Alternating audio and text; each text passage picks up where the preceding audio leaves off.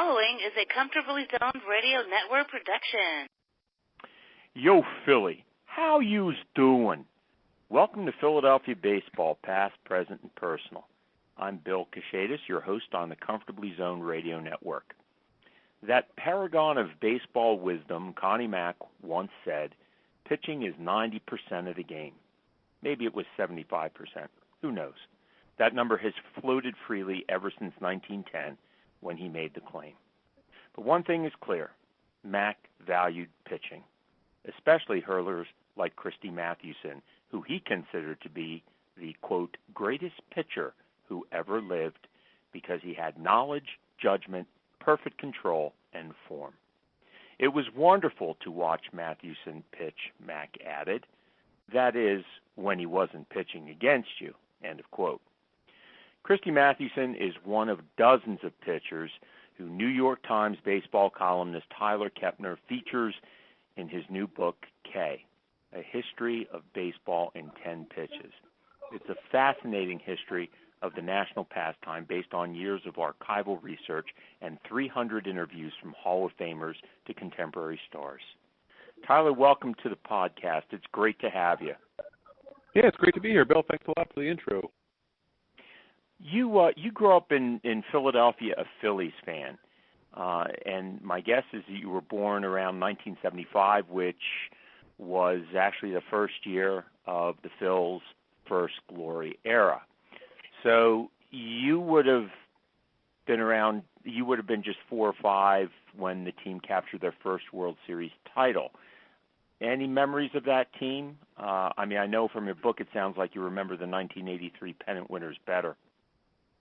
Yeah, I was born in '75. I grew up in the suburbs. I lived out in Flourtown until I was 12, and then we moved to Gwinnett Valley after that. So, yeah, Montgomery County kid.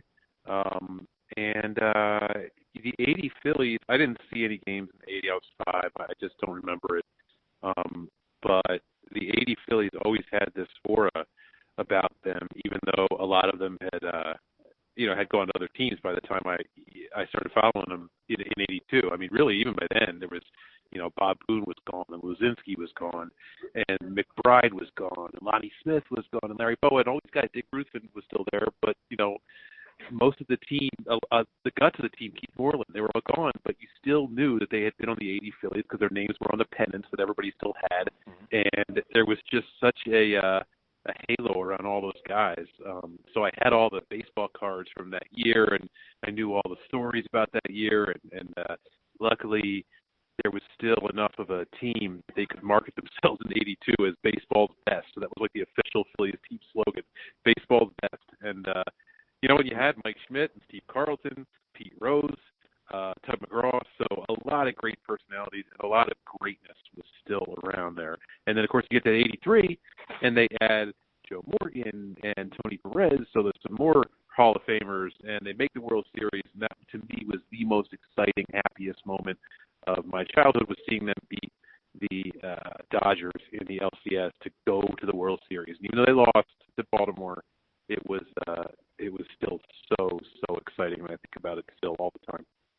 Yeah, in fact, I believe in '83 the Phillies had lost the regular season series, multiple series, to L.A., so it was really a pleasant surprise that I guess they didn't sweep. They took them in 5 games, right, in the NLCS?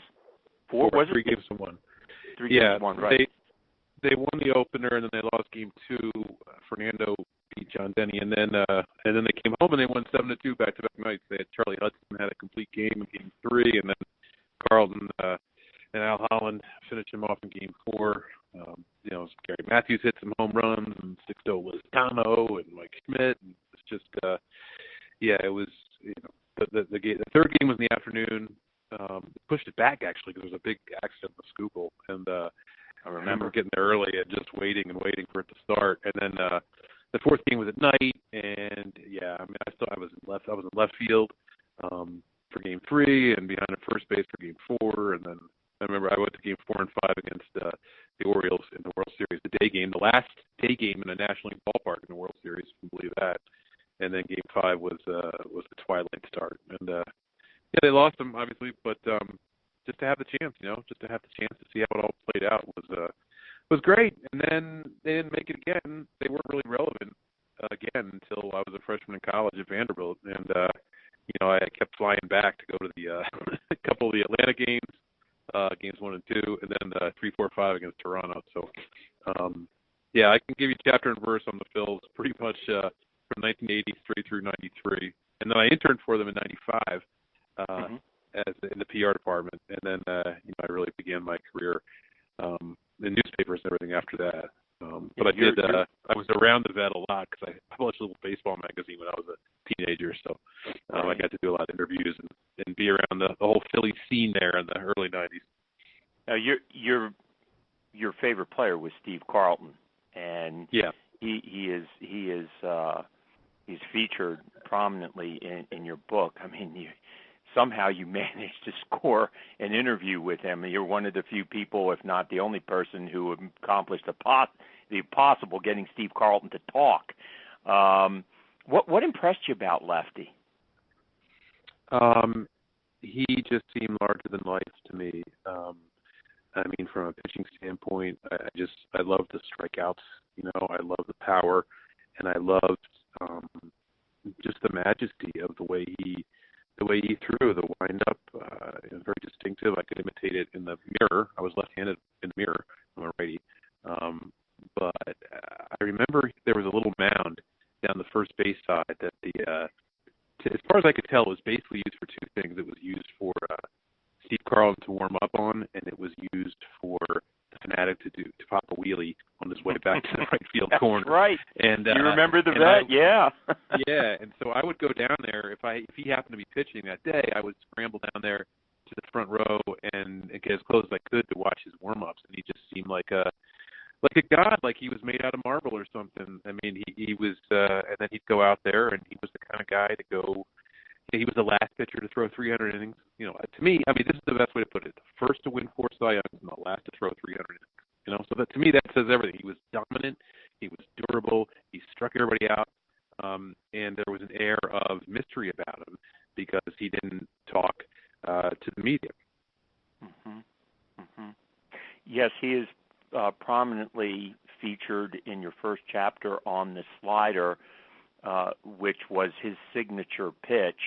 And interestingly enough, that pitch has destroyed many a UCL, and Carlton never had an operation. And I, as you attribute to his strength, but to get the tight spin on that ball that he got must have been impressive. Now, I talked to Tim McCarver about that pitch, and he said, well, it was just as much a cut fastball as it was a slider.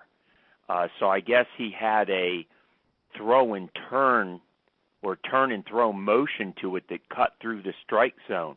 But I like your description better in that first chapter because you emphasize that, that red dot on the ball and how tight it is from the spin, and that's what allowed that pitch to be so effective, right?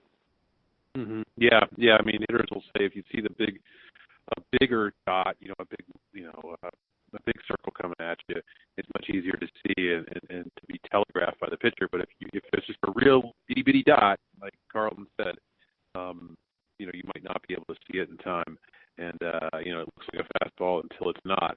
And that's when it, dives right under your bat like that. So I loved that pitch growing up as a kid, and it was a real privilege to be able to talk to him on the phone for a while about it, and impress upon him that if I was writing the history of the slider, I couldn't do it without him, and and that he was my favorite guy growing up, and it wasn't going to be anything controversial. It was just going to be talking baseball and talking about what made him great, and we had a wonderful talk.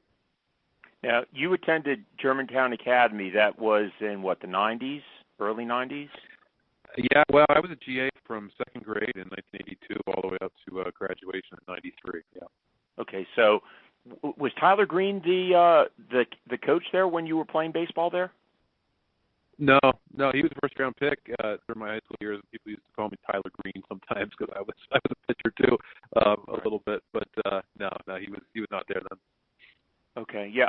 What I'm trying to figure out is obviously you studied the game.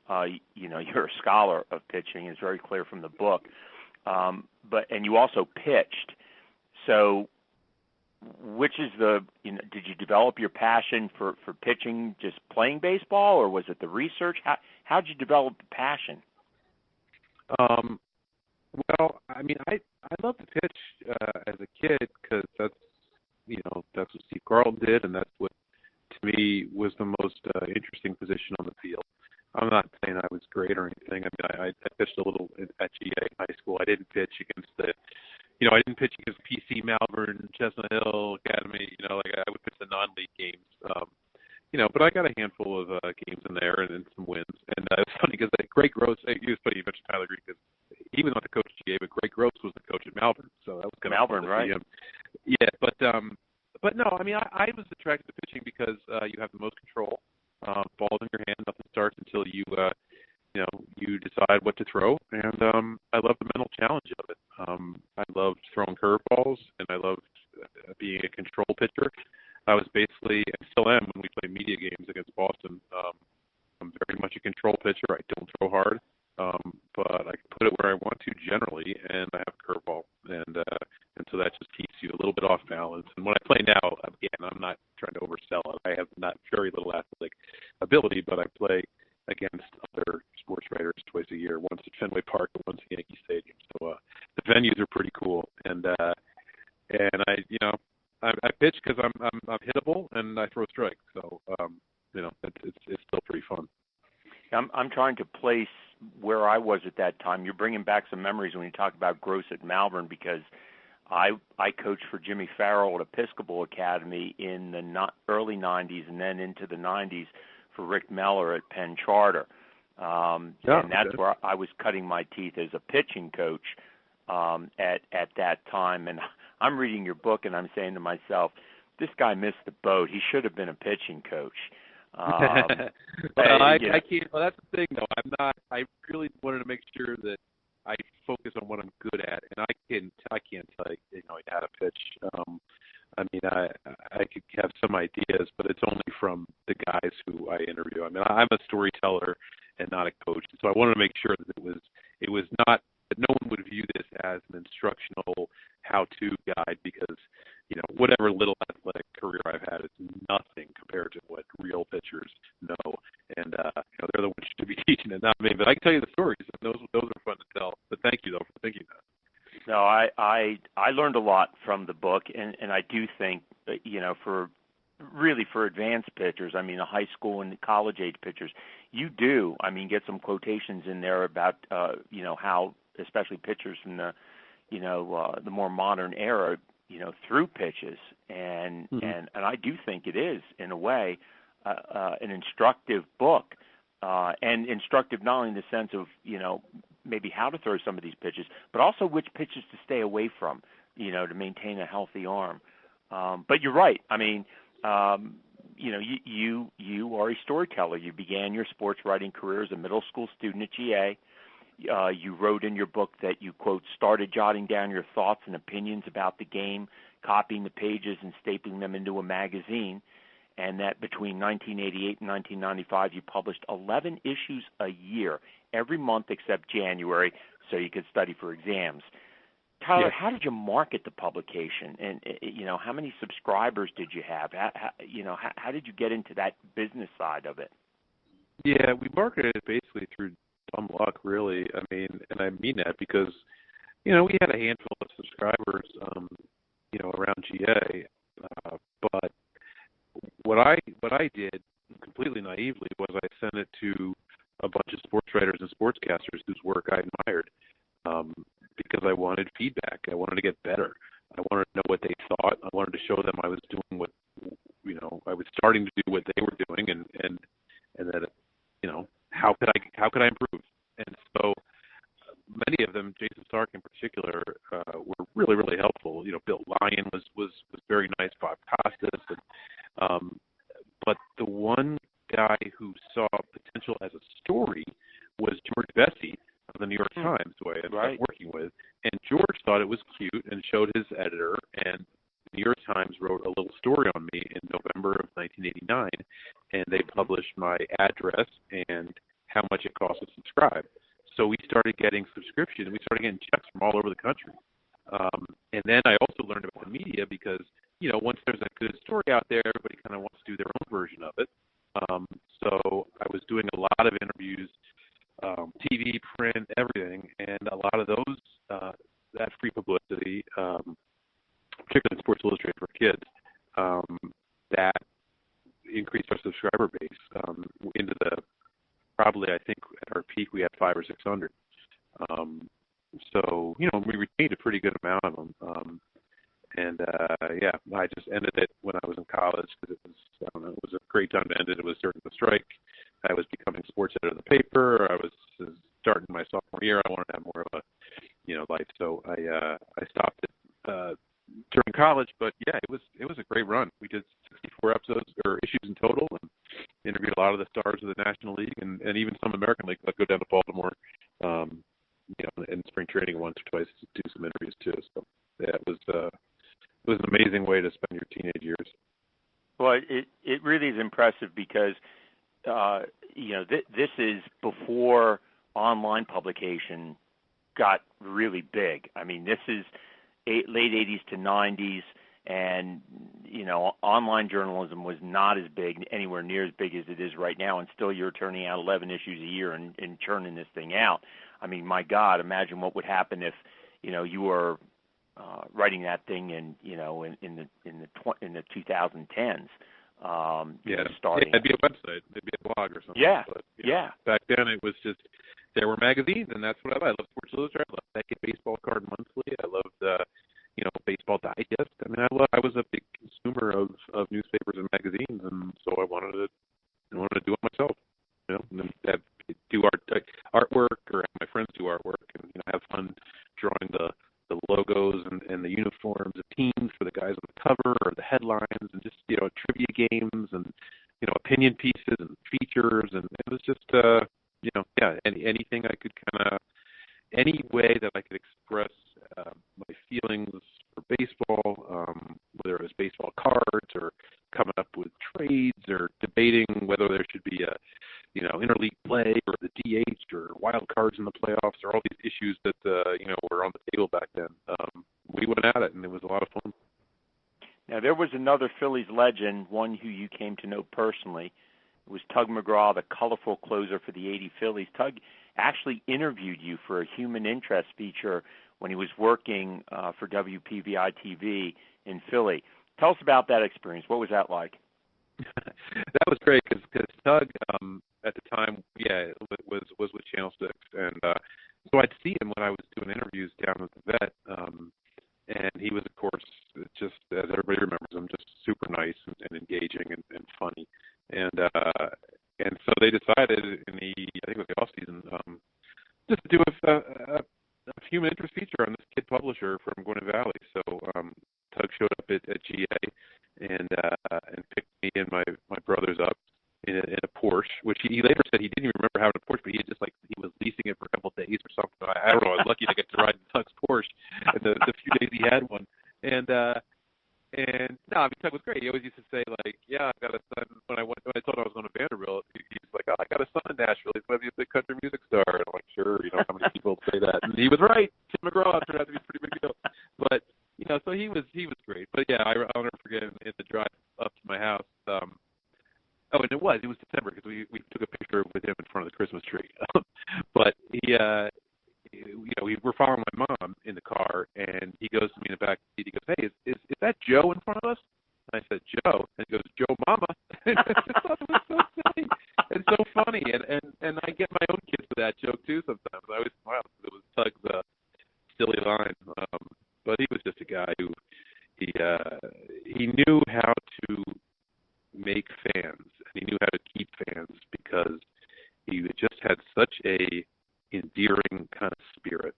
And in a weird way, I've always been happy that the two guys who were on the mound for the last out for the Phillies 2 championships were just such terrific people to be around. I mean, Brad Lidge is one of the smartest, just nicest, people you'll meet in the game. He's a really insightful guy. You can hear him on the radio sometimes on XM. Yep. And I've got to know Brad pretty well, and he's great. He's terrific. And then Tug was Tug. I mean, he was just irrepressible, fun-loving guy. So that's always been cool. That those two moments were, I always tell my kids and one was number 45 and he was a lefty and he struck out a righty, and the other was number 54 and he was a righty and he struck out a lefty. They both one did it at the vet and one did it at Citizen Bank Park, and one did it in Never the year thought about 80, that. and one did it in the year 80 and the other one did it in the year 08. So everything was just reversed, but it was perfect symmetry in the final out in 80 and the final out in 08. It's just that's some of the magic stuff of baseball. Tyler, in your book, you explore 10 pitches: the slider, the fastball, curveball, knuckleball, splitter, screwball, sinker, changeup, spitball, and cutter. Now, the only thing I disagree with you in the whole book is I consider the best pitch a strike. But of those 10 pitches, you state that the best pitch is a well-located fastball. Why? Well, because that's what most people told me, and I trust them. But I think because it opens everything else up. If you show that you can put the fastball where you want, you can back a guy off the plate, you can get his eyes going here, you can get his eyes going there, and then you can set him up for something else. And now there's been some challenge to the orthodoxy, I guess, because nowadays more than ever, I think pitchers are encouraged to just throw their best pitch more often. The Rich Hill example, he didn't care if he throws mostly curveballs. That's his best pitch, so he throws it the most. But you still need that fastball to keep guys off of whatever your best pitch is, keep guys honest, as they say. And, it's still, everybody can hit a fastball, but not everybody can hit a fastball where you want to put it. And it all depends on how, the pitches that you've thrown them before, the pitches you want to throw them next. But it all kind of starts with that number one, putting that number one where you want to throw it. I'm always curious about the approach a writer takes to constructing a book. And your book does a lot of things and does them well. One of the many things I love about the book is the historical approach you take. It's very creative. You're able to explain how pitching changed during the various eras of baseball history by exploring hurlers like Chief Bender, who pitched during the dead ball era, and Bob Gibson during the pitcher's decade of the 1960s. Another thing you do real nicely is to match pitchers from different eras in each chapter based on the pitch for which they were best known. And you do this to explain the evolution of a particular pitch.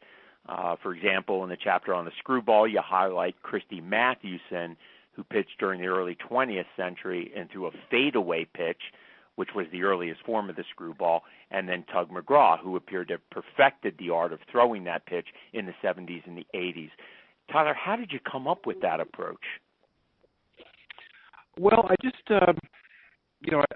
I was always interested in those pitchers of Carlton's era, guys like Carlton, Sutton, Seaver, Negro, Nolan Ryan, guys, Turkey Jenkins and Bly Levin and all these guys, Palmer, guys who pitched a long time and were these durable, dominant kind of aces of that, late 60s to the mid 90s kind of era, mid 80s kind of era. And then I thought, well, instead of making them the characters, just make the pitches the characters, so I can still talk about those pitchers in describing how they threw their best pitches. But then I can open it up to all of baseball history by sort of putting everything, filtering everything into one of 10 buckets. So, I could. Now, obviously, a lot of pitchers had multiple pitches that were dominant, but I can mention a little bit of Nolan Ryan in the fastball chapter and the curveball chapter, that kind of thing. So it just, it worked out, and that helped me really organize my work, and I just pick out targets to find, and then go about trying to find them, whether I had their numbers or have their contact information, or could enlist PR departments or the Hall of Fame or friends of theirs or writers, and just any way I could to try to get a request out to these guys, and almost all of them were really receptive. And people love talking about their jobs. People love talking about how they do what they do. And I think also in baseball, one thing players really, really hate is that when you just do what they do. And so they really, in general, appreciate when someone comes around wanting to know more with a genuine curiosity about how they compete and how they, the mechanics of what they do. So, I got a lot of that turn, and it was, a lot of guys gave me a lot of time to fill in all the gaps. The subtitle of the book is A History of Baseball in 10 Pitches, the operative word being history. Or maybe it is the 10 pitches, but it's much more than a history. It really is a study of the psychology as well as the physics of pitching. Now, there have been books written about the history of baseball. There have been books written about the physics of pitching. Robert Adair, the Yale physicist who probably wrote the seminal work, The Physics of Baseball, covered that. And there's been many books written about the mental approach to pitching. But what about the psychology of throwing those 10 pitches? How does that element translate into pitch selection, or what pitch is going to be thrown at a particular period of time? That is, I understand, a very complex question, but I'm hoping that you can simplify it. Yeah, well, one thing that I've learned from pitchers, most notably Mike Mussina, who I covered his last 7 years with the Yankees, and is that you really need to believe in what you're going to pitch to make it a good pitch. You really have to have the conviction, and that the mental belief in what you're throwing really does impact the effectiveness of the pitch. When you might think you could just execute it, whether or not you really believe in it, but you kind of have to sell yourself on why that pitch works. And so, pitchers really regret it if they just kind of go along with what the catcher puts down, and their heart's not really in it. For some reason, that prevents them from throwing that pitch well. So, that's always interesting. It's interesting to me, the psychology of it, and how each pitch has a different mentality. Certain pitches, I should say, have different mentalities. You got to be pretty gutsy to throw changeups. You've got to be pretty gutsy to throw knuckleballs. You've got to be very confident in yourself. But each pitch, I think, in some way, requires a different kind of mental outlook. I looked at this book from several levels, but one of the levels that's really important to me is I still am a high school pitching coach. And I look at the book, I look at amateur pitching coaches, primarily at the little league and the middle school levels, and I know that they emphasize the following progression in the healthy development of a young pitcher, and in the following order of priority. Number 1 is location, which is a function of mechanics. Number 2 is change of speed. Number 3 is movement. And last is velocity, which unfortunately is the sum total of what everybody emphasizes in high school and college. But introducing pitches that will achieve these goals over the course of a decade or so is in the best interest of a young pitcher's arm. And naturally, the fastball is the best pitch for location and velocity. The changeup is the best for a change of speed. But the other 8 pitches you examine all seem to fit into the category of movement because they're breaking balls. Some of these breaking pitches place an undue stress on the arm, even for a pitcher who's in his 20s. For example, the screwball and the slider can result in a UCL tear and Tommy John surgery. The spitter is actually illegal because no one, not the hitter, the catcher, even the pitcher, knows where that pitch is going to end up. So that leaves 5 breaking pitches: the curve, the knuckler, the spitter, the sinker, and the cutter. These 5 pitches would be least damaging to throw. So if you were a high school coach, which of those pitches would you promote among your staff and why? Well, where did you put curveball in there? I'm sorry? Did you put curveball in there in those 5 that you mentioned? Okay. I did. I would throw the curveball because I think curveball, when thrown properly, if you can trust that your kids can repeat their mechanics properly. And now that takes a really trained eye, and that takes a really good coach. But the people from Nolan Ryan to John Lester and Adam Wainwright, they told me, like, there's nothing inherently wrong about throwing a curveball. It's doing it, improper mechanics, and trying too hard to make it move rather than let it move. All that stuff is what gets you.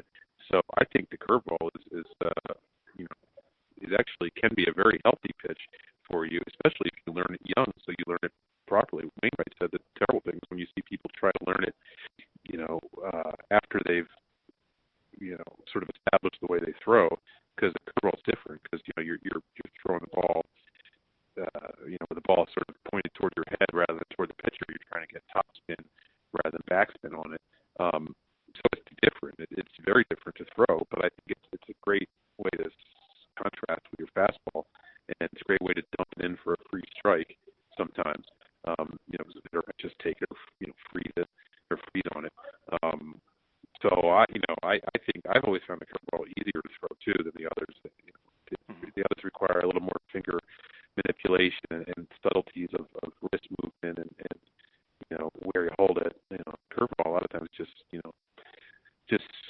have a fast hand, and as your hand is coming up toward your head, just turn it and pull it down, and and it does what it does. So, but everybody's hand and everybody's physiology is different. Some people might throw splitters for years, and it never hurts them. But other people, that particular pitch will put a strain on them, maybe because their fingers don't spread wide enough. Maybe they put too much stress on their forearm when they do it, or maybe their body's just not meant to throw that kind of pitch. That's some of the mysteries of it. Is one pitch that might be right for you might not be right for someone else. A slider might kill your arm, but it might be perfectly fine on mine.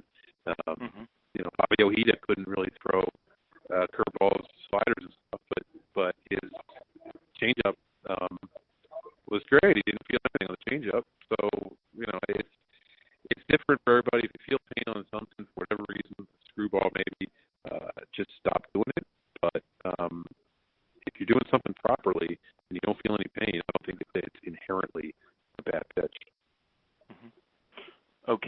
Let's go from Tyler, the pitching coach, to the baseball writer. What advice do you have for an aspiring sports journalist, especially one who has the same passion for baseball as you do? Because a lot of the kids that I coach, they don't have the talent to make it at the college level, really at Division I or Division II, but they still want to play, and they still want some kind of career in baseball. And often I'm asked, because I'm a baseball historian, how did you start? So, what advice would you have for someone who's just really passionate about the game and wants to continue in the field of journalism? Well, it's tricky because, when I broke in the 90s, the whole media landscape was different. It was much more linear, and now it's so much more spread out, so many more different kinds of media. The kids coming up today will be much more, they have much more dexterity in navigating that than I could or that I do. Having said that, I think it's always important to meet people and make contacts and to treat people respectfully and to make people know how serious you are about it. In my case, I was willing to work anywhere. Maybe the only thing I wanted was a major league job coming out of a major league beat writing job coming out of college. There was a lot to ask, but I had done a lot too with a magazine in high school. So I was willing to go. I didn't have to be in Philly or New York or Boston, and I ended up in Anaheim covering the Angels for a paper in Riverside, California. I'd never been to Riverside, California, but I was willing to go anywhere. I was willing to work for very little money at the time, and I had a passion for something, and I think it was clear to potential employers that I was passionate and that I was willing to do anything, and that I guess I had some talent to go with it. So I've always felt that if you are talented and willing to put in the work, really willing to put in the work, like a lot of people say they are, but they're not, that eventually that will win out. But it can't happen without connections and without people being willing to speak on your behalf, because people like to hire people that they, they can trust, and that a lot of that comes from recommendations. So, getting good with the right people, but always be respectful and genuine, and because nobody wants to hire a jerk either. I mean, or nobody wants to hire someone who's arrogant.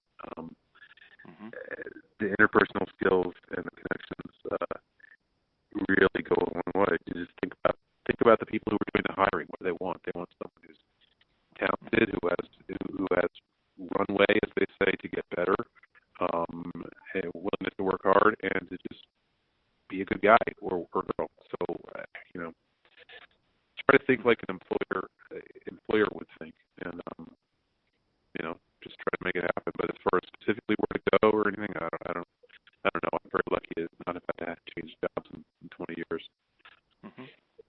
We've been speaking with New York Times baseball columnist, can also be found on MLB.com, and author of K, A History of Baseball in 10 Pitches, which can be purchased at your local Barnes & Noble bookstore or online at Amazon Books.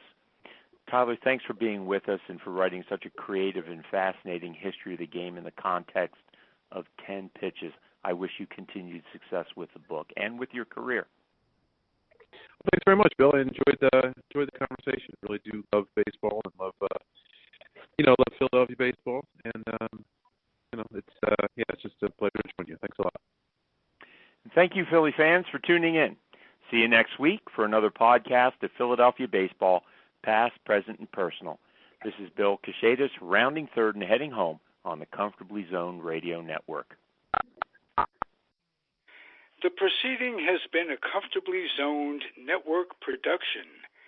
You are advised to keep your dreams wet, your humor dry, your children and grandchildren out of military recruiting offices and off the laps of clerics who wear dresses. Thank you for listening, everyone. Happy trails.